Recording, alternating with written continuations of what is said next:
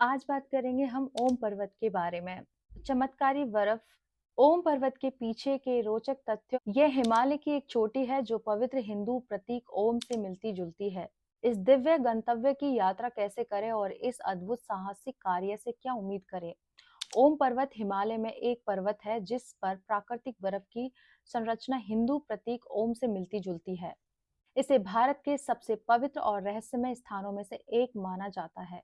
ओम पर्वत के इतिहास, भूगोल, आध्यात्मिकता और साहसिक पहलुओं के बारे में आज हम बात करेंगे। आप इस दिव्य गंतव्य की यात्रा कैसे कर सकते हैं? ओम पर्वत क्या है और इसका नाम कैसे पड़ा? चलिए जानते हैं। ओम पर्वत एक पर्वत है जो भारत के उत्तराखंड में कुमाऊं हिमालय में 6,151 मीटर लगभग 20,312 फीट की ऊंचाई पर स्थित है। ये ट्रांस हिमालयन रेंज का हिस्सा है जो तिब्बत से नेपाल तक फैली हुई है। इसे आदि कैलाश, छोटा कैलाश, बाबा कैलाश या जोंग लिंग कोंग पीक के नाम से भी जाना जाता है। ओम पर्वत का अद्वितीय और विशेष बनाने वाली बात है इसके दक्षिण मुख पर बर्फ की संरचना जो हिंदू प्रतीक ओम से मिलती जुलती है। ओम हिंदू धर्म और बौद्ध धर्म, जैन धर्म और सिख धर्म जैसे अन्य धर्मों से भी सबसे पवित्र ध्वनि और प्रतीक है। यह सर्वोच्च वास्तविकता, सभी सृष्टि का स्तोत्र और जीवन का सार दर्शाता है।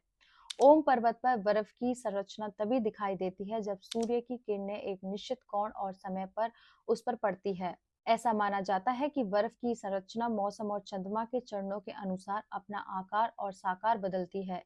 कई लोग इसे चमत्कार और देवीय हस्तक्षेप का संकेत मानते हैं। ओम पर्वत नाम की उत्पत्ति। ओम पर्वत का मतलब है ओम का पहाड़।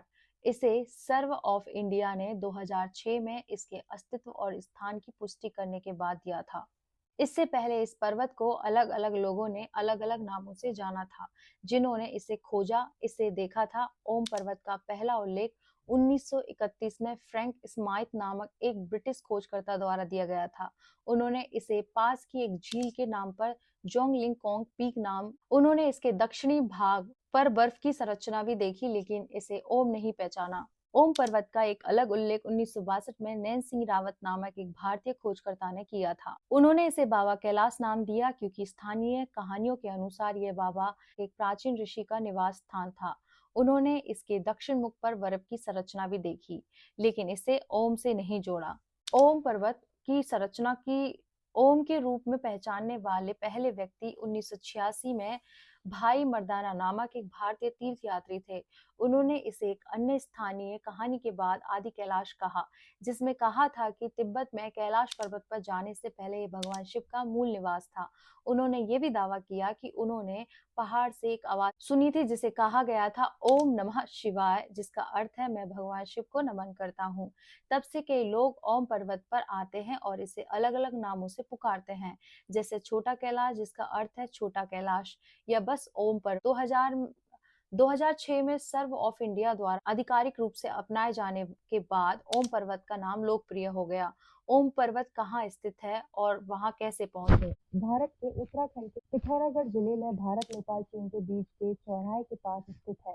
यह भारत और नेपाल की सीमा पर स्थित है और चीन की सीमा के करीब है। यह भारत की राजधानी दिल्ली से लगभग 350 किलोमीटर मतलब 217 मील दूर है। ओम पर्वत कुमाऊं हिमालय का हिस्सा है जो अपनी प्राकृतिक सुंदरता, सांस्कृतिक विविधता और धार्मिक महत्व के लिए जाना जाता है। ओम पर्वत के आसपास का क्षेत्र घाटियों, नदियों, ग्लेशियर, झीलों, जंगलों, घास के मैदानों और गांव से युक्त विविध भूभाग वाला है। इस क्षेत्र की जलवायु ठंडी और शुष्क है, जिसमें सर्दियों में भारी बर्फबारी और गर्मियों में मध्यम वर्षा होती है। इस क्षेत्र की वनस्पतियों और जीवों में फूल की जड़ी बूटियां, देवदार के पेड़, रोडोडेंड्रोन, जूनिपर्स, याक, भेड़, बकरी, तेंदुए, भालू, लोमड़ी, भेड़िया, हिरण, कस्तूरी मृग, कई सारे जीव शामिल हैं। ओम पर्वत के लिए यात्रा विकल्प और यात्रा कार्यक्रम आपकी पसंद, बजट और समय के आधार पर ओम पर्वत तक पहुंचने के लिए अलग-अलग तरीके हैं।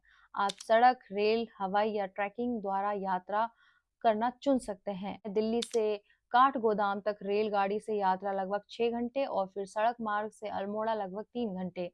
अल्मोड़ा में रात्रि में विश्राम करें। दूसरा दिन अल्मोड़ा से धारचूला तक सड़क मार्ग से यात्रा लगभग 8 घंटे।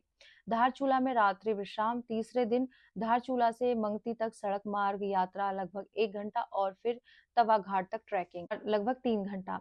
तवा घाट में रात्रि विश्राम। फिर चौथे दिन तवा घाट से पंगू तक ट्रैक लगभग 5 घंटे। पंगू में रात्रि विश्राम। फिर पांचवें दिन पंगू से सिरखा तक ट्रैक लगभग 5 घंटे। सिरखा में रात्रि विश्राम। फिर सिरखा से गाला तक ट्रैक लगभग 4 घंटे। गाला में रात्रि विश्राम। सातवां गाला से बुद्धि तक ट्रैक लगभग 5 घंटे। बुद्धि से रात्रि विश्राम। बुद्धि से गूंजी तक ट्रैक लगभग 6 घंटे। गूंजी में रात्रि में विश्राम। ओम पर्वत में हिंदू धर्म में भगवान शिव के अवतार और उनके निवास के रूप में पूजा जाता है। भगवान शिव हिंदू धर्म के प्रमुख देवताओं में से एक हैं और उन्हें विध्वंसक, परिवर्तनकर्ता, योगी, तपस्वी, प्रेमी और रक्षक के रूप में जाना जाता है। उनकी पूजा विभिन्न रूपों में भी की जाती है। भगवान गणेश, उन्हें बाधाओं से दूर करने वाली सफलता देवता, कला और विज्ञान के संरक्षक और ज्ञान के देवता के रूप में जाना जाता है। कार्तिकेय जी शिव और पार्वती के 6 सिर वाले पुत्र हैं और उन्हें देवताओं के सेनापति, युद्ध के देवता, युवा, सौंदर्य और वीरता के देवता के रूप में जाना जाता है। माता पार्वती और शिव जी की पत्नी और इन्हें मातृ देवी, प्रेम, उर्वरता, भक्ति, शक्ति, सौंदर्य की देवी के रूप में जाना जाता है।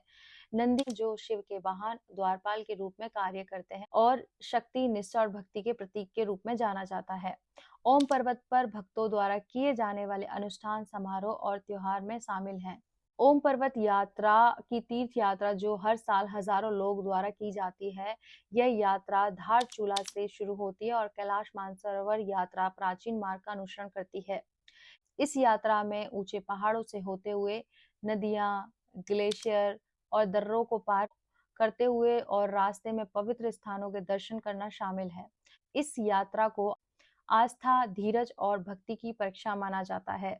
शिवरात्रि में यह त्योहार शिव जी और पार्वती जी के विवाह और उस रात का जश्न मनाया जाता है जब भगवान शिव ने अपना ब्रह्मांडीय नृत्य किया था। यह त्योहार फाल्गुन, फरवरी, मार्च में महीने में कृष्ण पक्ष की 14वीं रात को मनाया जाता है। इस त्योहार में उपवास, प्रार्थना, जप, शिव जी को फूल, फल, दूध और जल चढ़ाना और पूरी रात जागना शामिल है। तो गणेश जी के जन्मदिन और राक्षस बलि पर उनकी जीत का जश्न मनाया जाता है। यह त्योहार भाद्रपद, अगस्त, सितंबर के महीने में शुक्ल पक्ष के 4वें दिन मनाया जाता है।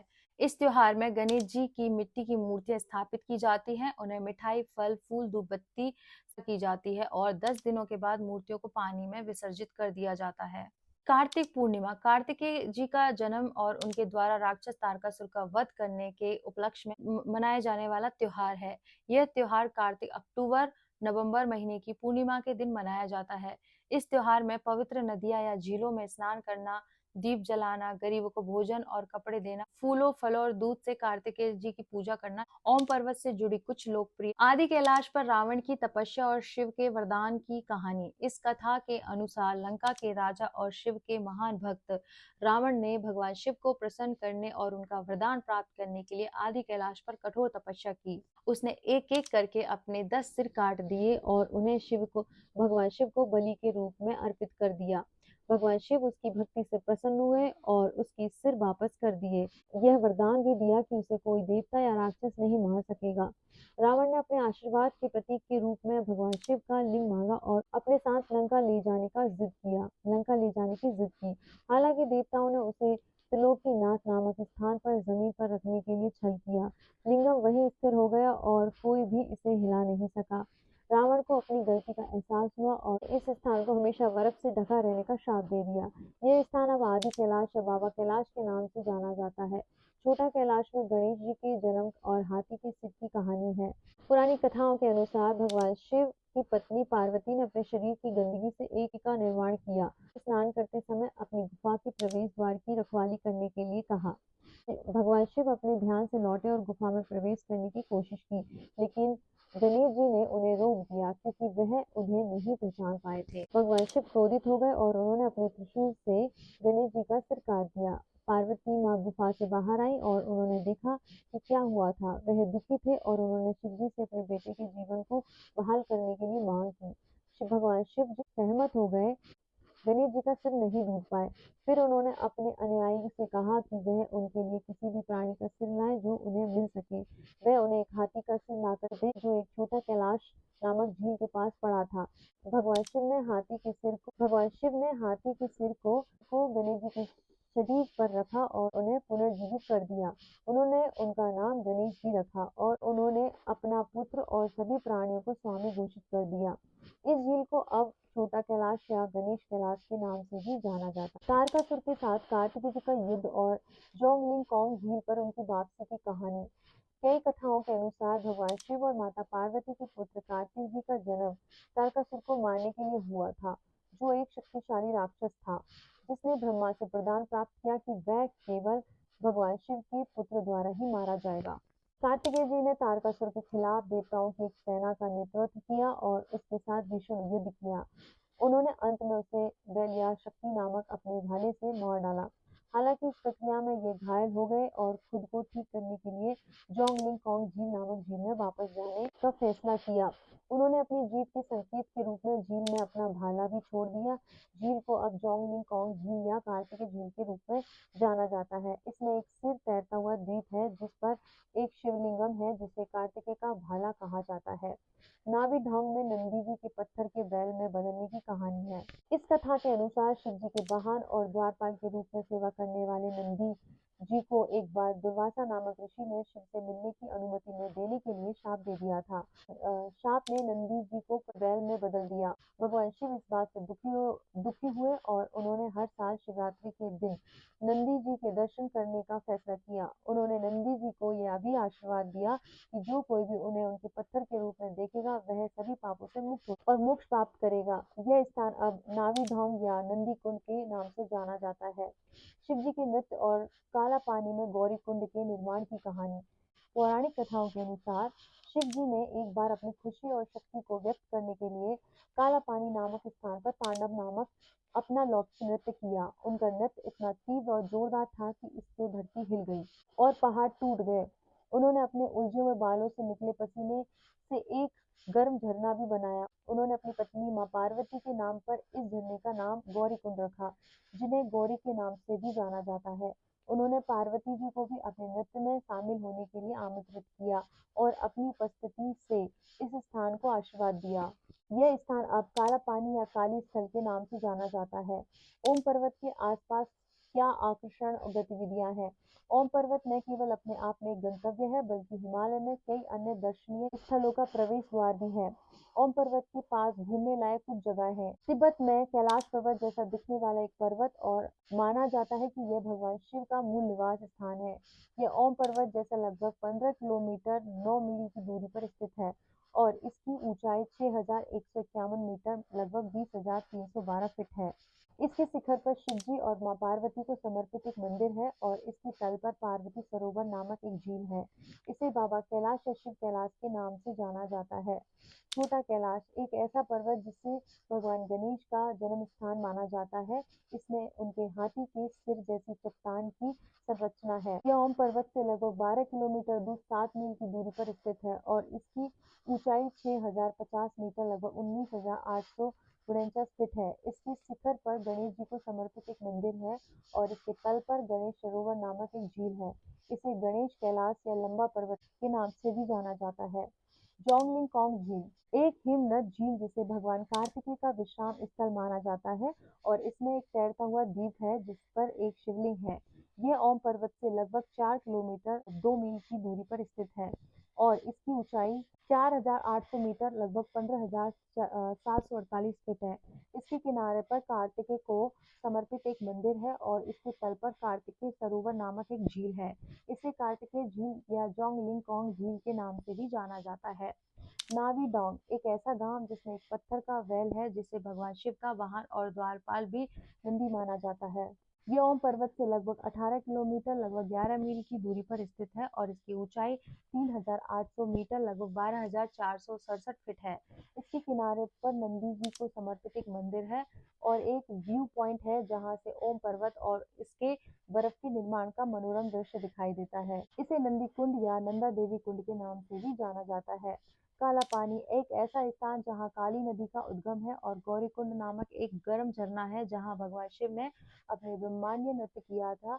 यह ओम पर्वत से लगभग 22 किलोमीटर 14 मील की दूरी पर स्थित है और इसकी ऊंचाई 3,600 मीटर लगभग 11,811 फीट है। इसके तट पर मृत्यु और विनाश की देवी काली को समर्पित एक मंदिर है और एक पुल है जो भारत और नेपाल को जोड़ता है।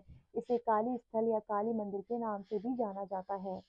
ओम पर्वत विभिन्न प्रकार की यात्रियों के लिए विभिन्न प्रकार की गतिविधियां प्रदान करता है जो हिमालय को अलग अलग तरीकों से अनुभव करना चाहते हैं। ओम पर्वत और उसके आसपास की जगहों पर ट्रैकिंग करते हुए हिमालय के सुंदर नज़ारों और चुनौतीपूर्ण रास्तों का आनंद लें। आप अपनी फिटनेस, रुचि और समय के आधार पर अलग अलग रूट और अवधि चुन सकते हैं। आप ज़्यादा सुविधा और सुरक्षा के लिए गाइडेड टूर या ग्रुप ट्रैक भी शामिल कर सकते हैं। ओम पर्वत उसके आसपास के स्थानों के पास जंगल में कैंपिंग के रोमांच और शांति का अनुभव करें। आप अपना खुद का टेंट लगा सकते हैं या बुनियादी और सुविधाओं के साथ पहले से व्यवस्थित कैंप साइट में रह सकते हैं। आप तारों भरी रातों, अलाव और स्थानीय व्यंजनों का भी आनंद ले सकते हैं। ओम पर्वत और उसके आसपास की जगहों की खूबसूरती और विविधता को अपने कैमरे से कैद करें। आप बर्फ की संरचना, पहाड़ों, झीलों, मंदिरों, गांव, वन्यजीवों और लोगों की तस्वीरें ले सकते हैं। आप अपने कौशल को निखारने और अपने काम को साझा करने के लिए फोटोग्राफी प्रतियोगिता का कार्यशाला में भी भाग ले सकते हैं। ओम पर्वत और उसके आसपास के स्थानों पर ध्यान लगातार शांति और आध्यात्मिकता का अनुभव करें। आप योग, प्राणायाम, मंत्र जाप या किसी अन्य प्रकार के ध्यान का अभ्यास कर सकते हैं जो आपको सूट करता हो। आप किसी गुरु, साधु या स्थानीय पुजारी से भी मार्गदर्शन ले सकते हैं। ओम पर्वत और उससे जुड़ी देवी देवताओं, मंदिरों और तीर्थ स्थलों पर जाकर उनसे आशीर्वाद लें और उनका आदर करें। आप पूजा, आरती, अभिषेक या कोई अन्य अनुष्ठान भी कर सकते हैं जो आपके लिए उपयुक्त हो। आप जुड़ी कहानियां, मिथक और किंवदंती भी सुन सकते हैं। ओम पर्वत अलग अलग मौसम और मौसम की स्थिति होती है जो इसका दृश्यता, पहुंच, तापमान, वर्षा, बर्फबारी आदि को प्रभावित करती है। ओम पर्वत की यात्रा के लिए सबसे अच्छा समय आपकी पसंद, उद्देश्य और उपलब्धता जैसे विभिन्न कारकों पर निर्भर करता है। ट्रैकिंग और कैंपिंग के लिए ओम पर्वत पर जाने का सबसे अच्छा समय मई से अक्टूबर तक है। यह गर्मी और मानसून का मौसम है जब मौसम सुहाना होता है, बर्फ पिघलती है, फूल खिलते हैं और परमिट उपलब्ध होते हैं। हालांकि ये पीक सीजन भी है जब अधिक भीड़ होती है। फोटोग्राफी और ध्यान के लिए ओम पर्वत पर जाने का सबसे अच्छा समय नवंबर से अप्रैल तक है। यह सर्दियों का मौसम है जब मौसम ठंडा होता है, बर्फ जम जाती है, फूल मुरझा जाते हैं और परमिट उपलब्ध नहीं होते हैं। हालांकि यह ऑफ सीजन भी है जब भीड़ कम होती है, कीमतें कम होती हैं और बेहतर नज़ारे देखने को भी मिलते हैं। यात्रियों के लिए सुझाव: ओम पर्वत एक ऐसी जगह है यहाँ जाने से पहले सावधानी पूर्वक योजना और तैयारी की आवश्यकता होती है। यहाँ उन यात्रियों के लिए कुछ उपयोगी सुझाव दिए गए हैं जो ओम पर्वत की यात्रा करना चाहते हैं। अपनी यात्रा की योजना पहले से ही बना लें और टिकट, आवास, परमिट, गाइड, कुली, रसोइया, खच्चर बुकिंग उस हिसाब से कर सकते हैं। आप किसी ट्रैवल एजेंसी या तीर्थ यात्रा संगठन से भी संपर्क कर सकते हैं जो आपके लिए सब कुछ व्यवस्थित कर देगा। स्थानीय लोगों की संस्कृति और रीति रिवाजों का सम्मान करें। ओम पर्वत और उसके आसपास के स्थानों पर गंदगी न फैलाएं या पर्यावरण या वन्य जीवन को नुकसान न पहुंचाएं। ओम पर्वत एक ऐसी जगह है जो अपनी खूबसूरती, रहस्य और आध्यात्मिकता से आपको मंत्रमुग्ध कर देगी। यह एक ऐसी जगह है जो आपको शारीरिक, मानसिक और भावनात्मक रूप से चुनौती देगी। यह एक ऐसी जगह है जो आपको अविस्मरणीय यादों और अनुभवों को अंतर्दृष्टि से पुरस्कृत करेगी। यह एक ऐसी जगह है। तो मेरी ये जानकारी आपको अच्छी लगी हो तो लाइक कीजिए, कमेंट कीजिए, शेयर कीजिए और मेरे साथ बोलिए ओम नमः पार्वती पताये, हर हर महादेव, शिव शंभो।